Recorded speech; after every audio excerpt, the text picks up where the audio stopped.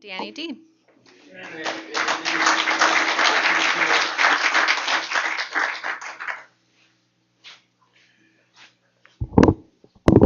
Hi, my name is Danny, and I'm an alcoholic.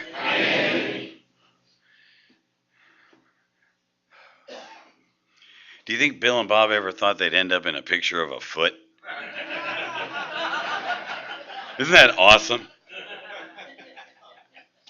So I asked, why is this meeting called the BareFoot meeting? And I was told that because it was started in a hospital where you couldn't wear shoes, you had to wear slippers or bare feet. In case you wanted to start at a fight, you couldn't use your shoes. So we get to wear our shoes. Should a fight break out tonight, we get to wear shoes tonight, which is awesome. But that's why this is called the BareFoot meeting. It's cool. I like to know. I like history. I like lineage. I like to know about stuff like that. Everybody's in speaker poise right now. Do I like this guy? My lineage. My sponsor's name is Earl H. His sponsor was the late great Donald Madden. His sponsor was Norm Alpe, and his sponsor was Chuck C. And his sponsor was Bill W. That's my lineage. I don't really do a canned pitch. I just let God be in charge. Boy, the room is this is really nice. I've been here before, but it just seems even nicer. Maybe it's the particular group of people that are filling this room tonight. It's got to be it. Now, if you're new and you think we clean up well, just imagine everybody in here a day before we got sober. And trust me, this room would look a lot different, okay? An unruly group. It's amazing that we're here, isn't it? I didn't really start saying anything till you guys got back. Just settling in. So I didn't start drinking till I was 12. I had held out for as long as I could. My first drink was Boone's Farm strawberry wine. As my sponsor would say, no grapes involved. The fortified stuff. And I remember it was strawberry because I remember what it tasted like coming back up. And I remember 12 years old, where was I? In Washington, D.C. We were stationed at the Pentagon, military brat. And when they handed me that bottle, it seemed like it was a big one. And I didn't give it back. And I remember as I was throwing up my guts later, I was holding on. It was those kind of thrown up where you're expecting to see your socks come out. And I remember thinking, if this doesn't kill me, I'm doing this again. I am doing this again. I like this, man, because it got me out. And that's all I ever wanted. All I ever wanted was out. Out of the house, out of the car, out of the family, out of my room, away from you. You know, hey, did you ever see that movie, The Way, Way Back? It's about, we had a Rambler Ambassador station wagon when I lived in Washington, D.C. And in the very back, there's a seat that faces this way. And it's perfect for people like us. When I say people like us, I'm saying people that don't do well with other people around. Remember in Barfly when Faye Dunaway asked Mickey Rourke, she goes, "Don't you hate people?" And he says, "No, but I seem to feel better when they're not around." It's like, dude, yes, that's me. From the earliest age, man, all I wanted in any shape or form, the way, way back. Just keep me over here, unless it meant like getting a drink, or if it meant getting drugs, sex, money, or alcohol, or do you know anybody that can get me any of these, I am first in line. And if you're not somebody like that, please step aside, because you're in the way. So, yeah, that was my first, the way, way back. And the good thing about the way, way back is it was out of reach of my father. When he heard stuff from the three boys in the back, he would just swing his arm like that, right there. What are you guys looking at? Bob, what are you looking at on your phone right now? Bob, shame on you. I'm messing around. For those listening on CD, the guy that took 8 years is playing with his phone.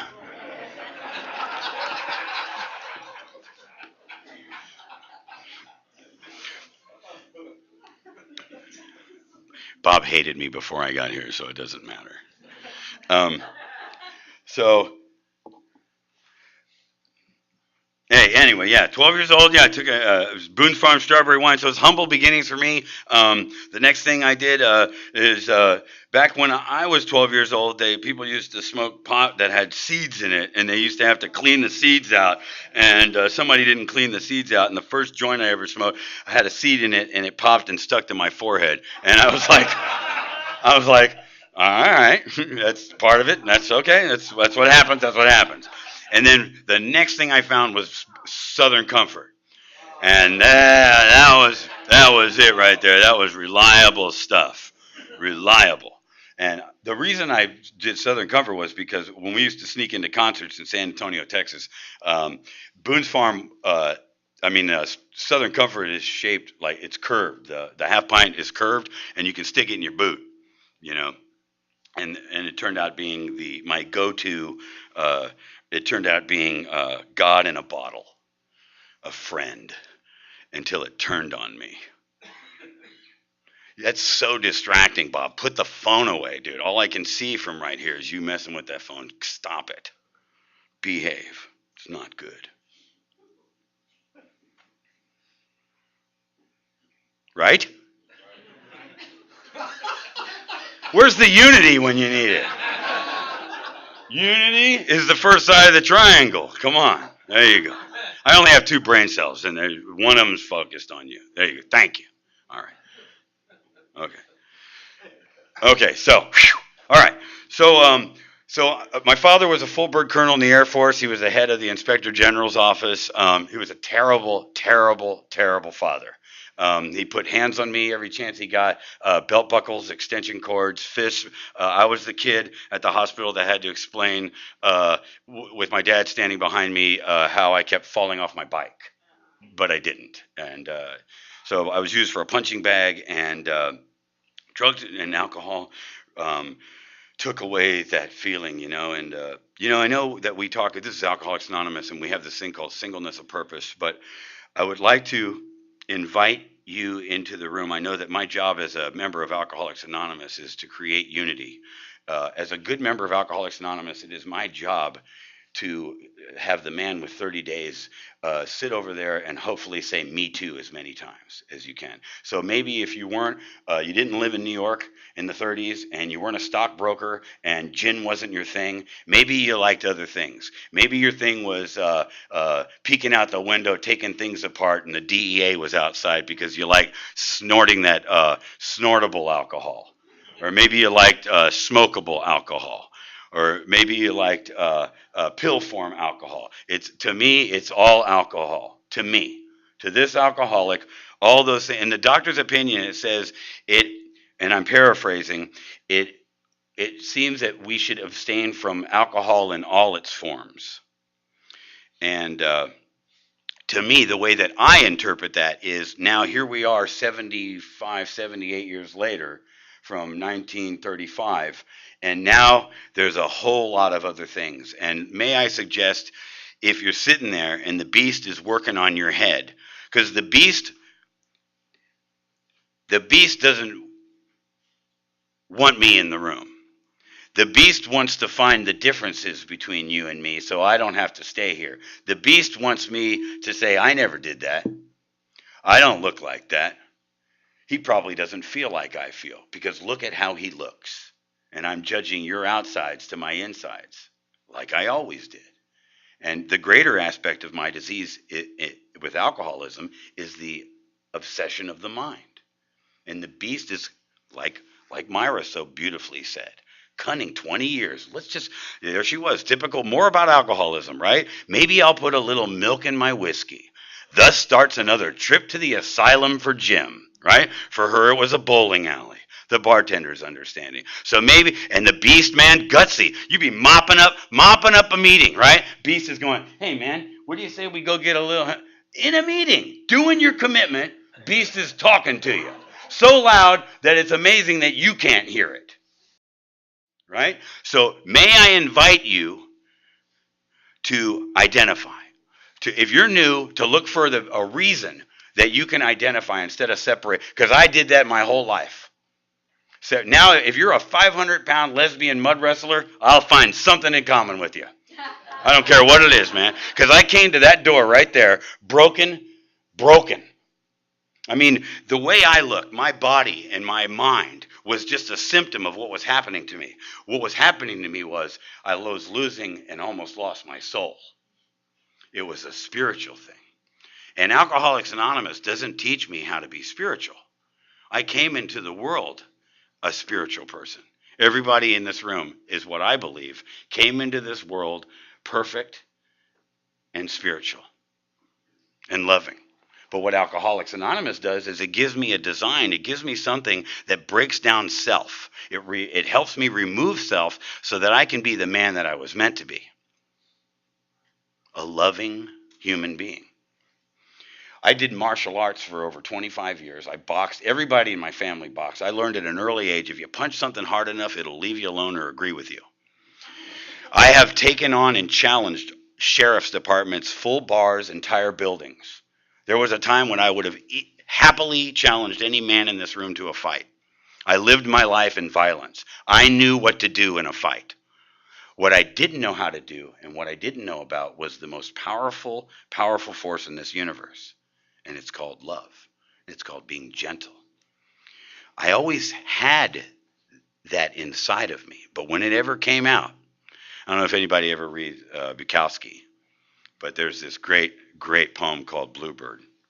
And just look it up. It's pretty cool, you know. It talks about hiding and, you know, keeping that. You know, if you're a man, being a man, you know, it's like, don't show your feelings here. Big boys don't cry. Take it like a man. Walk it off. You know, don't show those feelings, you know. I mean, you see a guy in the back of the room, you know, and he's got tattoos up his neck, and the first thing he wants to show you is his neck, you know. This is what this means. I am very afraid, and I wish I could ask you for a hug. But if I do this, you will not come near me. Because tough guys aren't in AA. Tough guys are in prison and still drinking, and they're still out there. So if you're afraid to walk up to somebody and you're a member of Alcoholics Anonymous, let's not be fooled by that. Because if we're in the room, we're tapping out and we're saying we need help, right? I remember the first time for 15 years I went in and out, and my sponsor, he never gave up on me, man. And I walked over to him. I was about to leave my home group meeting again and go get a case of Coronas. That's how I started, with a case of Coronas. And instead, I walked over to my sponsor, and I walked right up to him, and I go, dude, what do you want me to do? And he goes, you see that guy? And sure enough, it was this guy that had muscles in his face and a tattoo. Like, this guy had, like, one of those tattoos, like, just like, you know. And he was leaning against the wall, and the only thing he was missing was a neon sign that said, stay away, stay away. And he goes, yeah, I see that guy. He goes, go say hi to that guy. I'm like, dude. But instead of, you know, what I was thinking was, look at him. And what came out of my mouth was, okay. And as I walked across the room, it felt just like, you know, I'm old enough to when I was in junior high school, we used to have these dances where the guys would be on one side and the girls would be on the other, right? And let me tell you something, ladies, that is the longest walk for a man. 2 hardest things I've ever done in my life. Walk into a meeting of Alcoholics Anonymous with greeters at the door in a small doorway, and walk across that gymnasium and ask a girl to dance. And when I walked across, because when you walk across, walking across, you're going, she's going to say no, she's going to say no, she's going to say no. Hi, would you like to dance? And she says, I don't like this song. And then you walk back. You might as well be holding a balloon that says loser, right? Because everybody's looking at you, you know. Because you know you're the most important person in the room, even though you're a tiny little, you know, what do some groups call it? His Majesty the baby. The ego. And then she's out there dancing with a varsity football player at the same song. And I have to go out during the song and go, I thought you didn't like this song. Because I'm a loser, right? And I felt the same feelings were attached to that as I walked across the room to go say hi to that guy. I knew those feelings. I identified those feelings. And they were just feelings. And I walked over to him. I said, hi, how are you? And he goes, good. And then I walked back and I said, did you see that? And my sponsor goes, that was great. Now, after the meeting, ask him how the meeting was. So during the entire meeting, while everybody else got to have a meeting, all I thought about was, what am I going to say to that dude? Because chit chat, when you come to Alcoholics Anonymous, how do you chit chat? How do you do that? How do you even pretend to care about somebody's day without having a margarita or a drink in your hand? It's uncomfortable. Being in close proximity to another human being when you're new. Chit chat? How do they do that? There's this at my home group, man. They had a kitchen a lot like that. And if you were a part of the clique, you would be before the meeting or at the break or after the meeting in the kitchen with no escape, small proximity where you had to be in the conversation. And it was tough. So anyway. Okay, so when I'll be 17. So when I was 17 years old, I got busted in school for something, and they called my father and they said, "We have your son Danny," and he said, "We don't have a son named Danny," and he hung up the phone, and I went to reform school. Isn't that great? How you talked about when people's lives are being destroyed and they're laughing, because that's what we do. We laugh. Why not? Right? Why not? And so I became a ward of the court, as they call it. I went to these reform schools and jails. And when I got out of reform school, I went to my house and rang the doorbell, and another family answered. And my father had gone to the Philippines. And so now I'm being raised by the wolves, by the alcoholics, who really taught me how to get loaded. And so I thought, I was a drummer at the time, and I had this idea where I would come out to California and drum for Rod Stewart. So I had this audition, and for years, I don't know about you, but I lied so much. I have fond memories of things that never even happened to me. And I never drummed for Rod Stewart. I missed that audition. I was so loaded and out of my mind. But still to this day, when I hear a Rod Stewart song, I will admire my drumming. Don't be mad at me, Bob.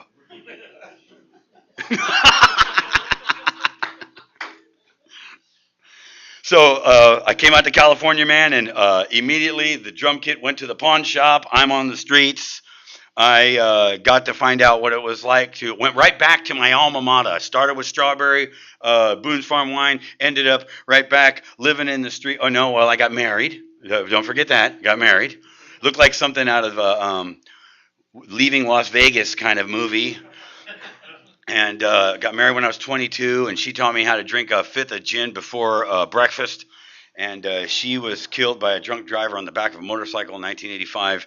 And my life was just coming apart. Every day was complete, utter violence. I mean, just insanity, just absolutely nuts. Flying off of things, breaking things. I've broken 54 bones in my body. I've had stitches all over myself. Just a wreck. My life was a wreck. And I found myself at 22 years old living in Civic Center Park in San Francisco, wearing everything I owned, holes in my teeth, mats in my hair, and the best thing that I could do was one of two things to get drunk. Either I would time it so when the liquor store guy or the guy would turn his back, I would run straight in there and get a bottle of Mogan David or Night Train, which was like at the time 79-cent wine. But man, it did the job. It did the job. What did it do? It got me out of right here, right now. Because right here, right now, I'm afraid. And or the other thing that I would do is I would go to the bar because people were still allowed to smoke then, right, in 82. And I would go over to the bar at last call where the brass, we all know where those brass hoops are, where the waitress goes that's where you can go get service in a full bar. We all know where to go, right? But at the end of the night, did you know that there are people that don't finish their drink? It's ridiculous. And back then, people would even abuse a drink and throw a cigarette butt in it. And so that was good for me because that was a good size. And it's alcohol. It's going to kill anything that's in there. It's amazing. And so all I had to do was sit there and wait. And I would come in with these two big plastic tumblers, and I would just kind of wait and get over there like 5 to 2. And there were 30 drinks over there, and I would dump them all in there. And then I would go out back, lift up my T-shirt, and put the other one under there, and rinse them out. Cigarette butts would not go in there, and I had myself. Now, some people call that pitiful and incomprehensible demoralization. I call it a Long Island tea. Genius, right? Isn't it amazing? If you think about some of the stuff that we have all done in here. Come on, how many people have sniffed the line off of a public toilet? Come on, there you go. But isn't it funny when we get sober, we're like, excuse me, is that filtered water? Is that gluten-free? It's like, dude, what are you talking about? You used to smoke pieces of chunks of things out of the carpet. You know? Hear the laughter? She did it. You did it. She smoked a lot of drywall, man.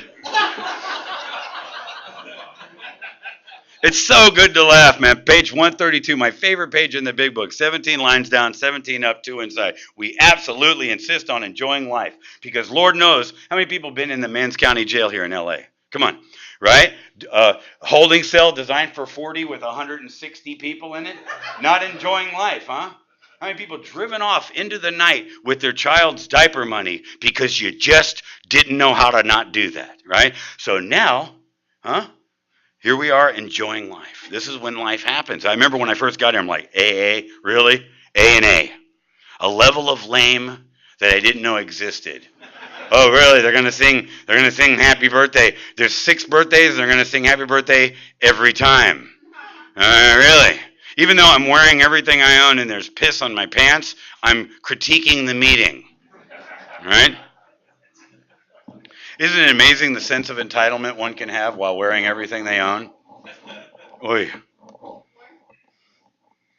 Oi. It's for the people who are expecting Hanukkah. Oi. So there it is. I'm 22 years old. I'm hiding in a young people. There's a thing they had called payphones. Phone booths. It was one of these phone booths. It was like half a phone booth. Just like the top part was, it was a great place to hide when the sun came out. I hated daytime, man. Daytime. I liked the night back then because, because you couldn't see me. It was like a phantom. But in the daylight, man, I was like, because you could see me, man. You don't look people in the eye when you're drinking, man, because they know what a piece of crap you are. The only time you look somebody dead in the eye is when you're lying to them, trying to manipulate them. Because if you don't look them in the eye, then they think you're trying to lie to them and manipulate them. So you got to look at them in the eye. But the rest of the time, all I ever did was have my hair in my face or look at my shoes, and I never, ever looked.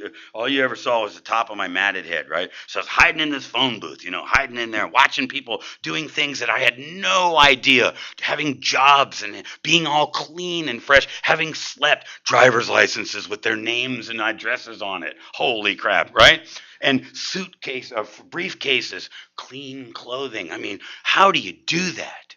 How do you do that? I so identify. Have you ever been at Ralph's and seen a shopping cart that's full but abandoned?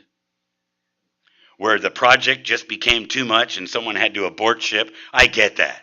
I made it to aisle 3, but this is too much for me because, you know what I mean? I got to get home and get a drink, man. To get from my apartment downstairs and to get the clothes from the washer to the dryer took 2 drinks. And I became agoraphobic. When I did have a house, I could not get out of my house. I was so afraid of people and everything. Everything scared me, And so anyway, I'm in this phone booth, and there's a bumper sticker that says, whenever I think of this bumper sticker, I always think about it in movie voice. Got an alcohol problem? Call 1-800-Alcoholics Anonymous or something. So it's some free call where you could call and Alcoholics Anonymous would answer the phone, right? And this lady answers on the other end. I know she has probably horn-rimmed glasses with a chain around it. And she's like, Alcoholics Anonymous, can I help you? Already I'm thinking, she can't help me. Already the beast says she's not going to help me. She doesn't sound cool with my pee in my pants. She's not cool like I am, with holes in my teeth, mats in my hair, and pee in my pants. Probably other things too. And she says, do you have a drinking problem? And I said, yes, I do. I have a drinking problem. That's what I sounded like unless I was yelling at you. And she said, do you think you can make it to the corner of Bush and Gough? And if you don't know the landscape of San Francisco, Civic Center Park is here and Bush is up here. And if there's not a drink at the other end of this trip. That is a long frickin' way. You know what I mean? It's amazing. We will roller skate on the 10 freeway in the rain for a drink. But when you start sponsoring people and a newcomer gets sober and you go, dude, meet me at the meeting. They're like, dude, did you read the first 8 pages of Bill's story? Dude. It's all dude. It's amazing in the big book and working with others. It says, seeing your prospect for the second time, he has read this volume. You saw him one time, you gave him the book, you're going to see him the second time, he read the whole frickin' book. Nowadays, like, dude, 6 months into sobriety, the guy hasn't even got to a second, third step. I hear all the stories about when you came to a meeting in the beginning, man, and you were new, they took you out of the meeting, they took you to another room, and you did the first 3 steps and left and went home writing. Or when Bill and Bob, where's the picture? You guys have alcohol? Where's the man in the bed? You guys got the man in the bed? So have you ever seen the picture of man in the bed, right? That's Bill W., Dr. Bob visiting Bill D., alcohol number 3, right? And from as I understood it, they would go see him and they would do the steps right there in the bed. They would say, do you think you're alcoholic? And the guy's chained to the bed going, oh yeah, congratulations, on to step 2. Do you believe that something other than yourself can restore you to sanity? God, I hope so. Right on, get on your knees. I can't stand up. Fall out of bed. Bam. Right? Pray to something you don't understand it. Bam. Okay, as soon as your hand starts shaking, we're going to start writing. Right? Now it's like volumes and just anyway. Anyway, you know. Anyway. Whew. Yeah, so I went up to my first meeting of Alcoholics Anonymous, and this woman who I talked to on the phone today, 80 years old today, she's 80 years old. I walked in this meeting, she had this little Florence Henderson hairdo, you know, silver hairdo, and she was like this mom, you know, and I walked in, and I was so filthy, and she put her arms around me, and she said, Danny, you never have to do what you're doing to yourself anymore, and I shattered like a piece of glass, man. I just broke right then and there, you know, and I'd like to tell you that I stayed sober from that moment, but I didn't. I struggled in and out, and in 1985, I started 8 years of sobriety. It wasn't sobriety. It was untreated alcoholism. It was that kind of thing where you don't have a sponsor, and you don't have a big book, and you don't work any steps, and you walk around going, do you want what I have, you know? And they're like, no, you can keep it, man. It's okay, you know? And so I'm going to speed and fast forward, right? In 1993, I went to a meeting of Alcoholics Anonymous, and I gave AA the finger, and I told you guys, it doesn't work. You're all full of baloney. It doesn't work, and you all are a bunch of liars. And I went out that night, and I drank, and for 15 years, I stayed out of madness. But during that time, I met this girl who I had known sober, and she had about 10, 12 years at the time. Her name was Vicky Smart. And she said, Danny, did you know Vicky? Vicky died when she was 14 years sober. She started with the pain meds, you know, the Vicodin and stuff, and Vicky died of a drug overdose in her apartment. But what Vicky did do for me before she died was she said, Danny, you can live with me. You can sleep in my bed. You can make love to me. I will clean your clothes. I will cook for you. You can live here for free if you go to one more meeting. Because all I ever talked about every day to her was, nope, no AA, no AA. Just go to one more or you have to leave. And I knew a good deal when I had it, you know, stupid. So she takes me to Rodeo, back when Rodeo was on Rodeo. Now, when you're new and you're feeling miserable, trust me, that's a tough meeting because everyone's doing way better than you. Okay? Gucci this and Dolce Gabbana that and Louis Vuitton this and veneer teeth and 700 of the, hey, you know. Oh, easy place to get resentments at, you know. Like a meeting where you can't raise your hand and you have to be called on, you know. So I go in there and what turns out to be the man who would save my life and change my life, Earl H. is speaking. Never even heard of him, never heard him talk, and I'm 3/4 of the way back. And that thing that happens, you know, in movies when they do a close-up and they also move the subject too, up, huh? A rack close-up, a rack. Thank you. That was Megan with 27 years who's paying attention. I'm so kidding. And And that thing happened, man. I connected. Earl probably didn't say anything that was different from what people are saying. I'm not going to say anything different from what anybody else in Alcoholics Anonymous who works this program, who does the steps, who becomes part of this thing, and probably, hopefully, incorporates the ideas, thoughts, and principles of the first 164 pages of this book, plus the doctor's opinion, into their life. We just pass this thing on. It's the same thing. But for some reason, I was able to hear him say it. I was where I was supposed to be at that moment. I asked that man, will you please sponsor me? And the most important thing I could say to anybody new, please get a sponsor. Get a sponsor. What is a sponsor? A sponsor is someone who has what they want. Not what you want. No, you're new. You can't pick stuff. Think about the girlfriends or boyfriends you've had.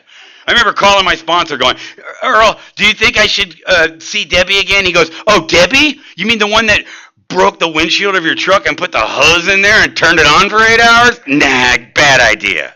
Okay. Broken brain. I'm nuts. The second step says so. The second step says that we come here nuts. If I need to be restored to sanity, it means that sanity and I have parted ways at some point. I need a sponsor. I need someone to help me. What is a sponsor? A sponsor is a guide through the 12 steps, somebody that we bounce our ideas off of because our brain is broken. Every bad thing that ever happened to me, every terrible tragedy that's ever happened, every terrible thing that I've ever done that has affected so many other people besides myself has all started with an idea in my head. Right here. Hey. No. Pause when agitated. Pause when coming up with an idea. Call your sponsor. That's why we call our sponsor every day. Why do we call our sponsor every day? Why should I call my sponsor every day? So that one day when I end up magically at the cooler in front of the booze, maybe automatically, just like when you learn to box, you learn so many times that when you throw a punch that you cover up. And it becomes a knee-jerk reaction that when the crap hits the fan and I'm not in charge of the fan, that I'm automatically just going to call my sponsor. When you leave here tonight, call your sponsor. Just call your sponsor, say, I love you, hang up. Let them figure it out. That's your sponsor, man. All this talk about hiring and firing sponsors, I see no money changing hands. You know what I mean? Hey, there's a lot of talk, by the way, about a gossip, and I remember Dr. Bob gave this great talk about how we can't gossip about each other in here. And there's a lot of talk, people talk about my sponsor, but my sponsor is just a wonderful, incredible, amazing man who has, his professional life and his work in AA is a line between it that is thick as this room. Easily.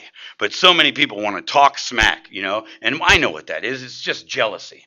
I know who my sponsor is. My sponsor is someone that has driven across California just to visit me for 40 minutes in a facility, has stood at the county jail in line for 7 hours to see me for 6 minutes, has stayed on the phone with me while I'm in an alcohol psychosis all night on Christmas Eve with his wife waiting for him to get off the phone, has Thalion's Mental Center to come see me to make sure they wouldn't keep me forever, came to see me at Glendale Adventist while they were removing the catheter on another 150, and over and over and over. My sponsor has been there for me. My sponsor, I love my sponsor. 2 minutes. Okay. They told me 9:25. I was gauging it to that time. Okay, let's do 9:25. Is that okay? Because I was gauging it, or else I would have gotten sober a lot faster. Okay. Did you tell me 9:25? Okay. Okay. She just doesn't want to hear me anymore. It's just friend of Bob's probably.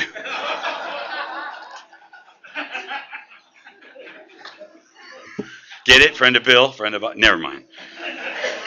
So hey, I want to tell you a couple stories about my sponsor. So going in and out. How many people don't have their original sobriety date? Relapsers, right? Relapsers. People sometimes give you crap about it. You ever had that? You ever had people give you a hard time about it? What is that? Asking you how long you got sober now from across the room? What is that? Right? There's a paragraph on page 91 in Working with Others that says, see your man alone. See your man alone. Our job is to create unity here, not division, right? We go out of our way to make people feel comfortable, right? We go out there and find the guy furthest away from the door and go, "Hey man, are you okay? Do you have a seat? Would you like a cup of coffee? Come on in. You got a seat here. You belong here. I don't care what you did and where you belong here if you're new. Find a sponsor, man. Don't not have a sponsor anymore. And if you don't think you have the best sponsor in the world, get another sponsor. And when you call your sponsor and say, I'm going to start working with so-and-so and so-and-so, if they're an AA member, a good upstanding AA member, they'll say, that's fine. Good luck to you. All I want is the best for you. I'm always here for you. Right?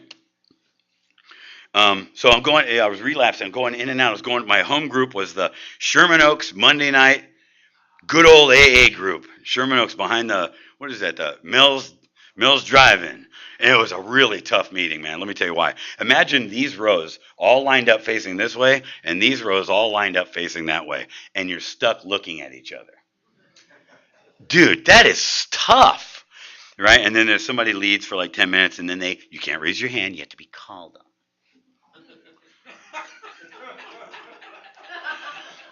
So I'm sitting there, and one night, and this is when I joined AA. I had been to a million meetings. I had been on I had commitments and all that, and I never felt part of AA until this moment when this woman who didn't know anybody, you know how you have participation meetings and there's always somebody that shouldn't be called on, and when that person gets called on, the whole meeting goes, But sometimes the leader isn't told beforehand, hey, by the way, don't call on, right? But it called on me. And she wasn't warned. Would you like to share? And I went, me? And I was just seething. I was 8 months sober, wasn't feeling the gift. Everything was a miracle. Wasn't feeling a miracle. The only thing I believed in that this man, my sponsor next to me, he believed in something. And I was mad. But, I just didn't know what to do with my feelings, man. They were just, every time my feelings would always get up, I would, something and knock them down, and now they're all coming out, and I don't know how to articulate and tell you how I'm feeling. I just know how to go, ah! And so I'm just sitting there acting better than I feel and contrary actions and she goes, Danny, would you like to share? And I turned to her, I go, can I say whatever I want? He goes, go ahead. I said, I think you're all full of you know what, and I think if I was on fire, no one in this room would even pee on me. And this woman, Margie, 3 rows behind me, she goes, I'd pee on you, Danny. And that's what happened. The whole room laughed, and guess who else laughed?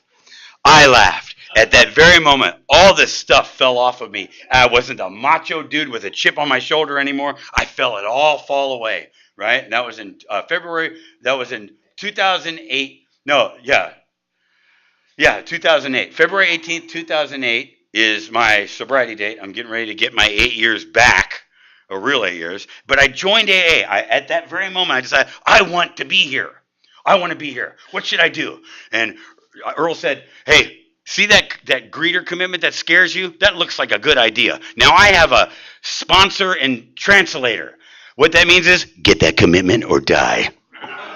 So I became a commitment guy. I hated greeting. So I went over there and faced my fear. Courage isn't the lack of fear. It's the ability to move on with fear, right? So I'm greeting, and people are coming in, and I'm smiling, and I'm thinking, God, I hope you don't share tonight. Whatever, But I'm doing it. I'm doing it. Esteemable act showing up every Monday, right? So you fast forward, and a month later, I swipe my card to buy donuts for those dumb people at the dumb meeting.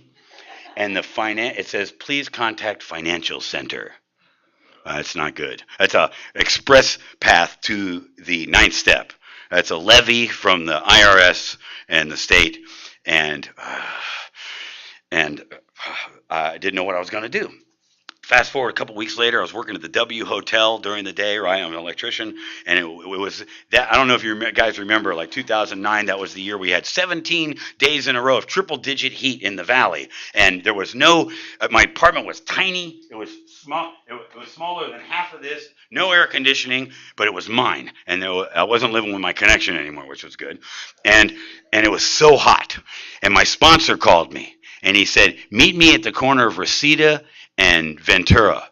Now, if you're delivering a baby and your sponsor calls you and says, meet you at the corner, you stick the baby back in for a minute and you go meet your sponsor.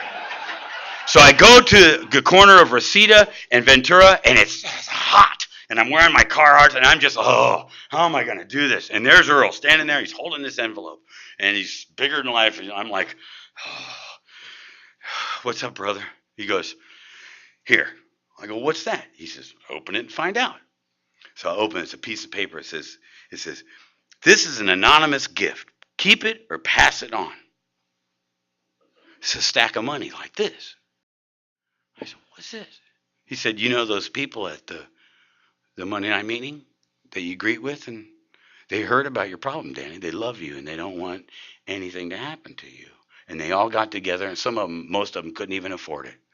But they want you to stay. They want you to make your car payment and your rent so you can stay. They don't want you to worry about that. Just come to the meeting. And I started getting emotional with a grown man in daylight, which I love. So I ran as fast as I could to my little Ford Ranger with the whiskey wrinkles in it. And as I started to get into my truck, Earl yelled the most important thing a man has ever said to me. He said, Danny, you're part of something now. And that just busted him open. Oh, God. And I'm driving home, man. I'm like at a red light, and the lady's looking at me. I'm like, I'm part of something. Oh. And I go inside my house, man. I'm just sitting there. I'm holding that piece of paper, man. This is an anonymous gift, and I can still hear that noise. I can still hear my tears. I can still hear my tears falling off and running on that paper. I was holding something that proved that I was doing something, that I was trying to do something, and I was holding something that showed that somebody did love me. I not only felt it, but I had proof that somebody loved me and that there was a chance for me. Maybe it's a really important word for people like us. Maybe I don't have to die. Maybe I can do this. Maybe I can stay sober. And maybe you can too. Thank you.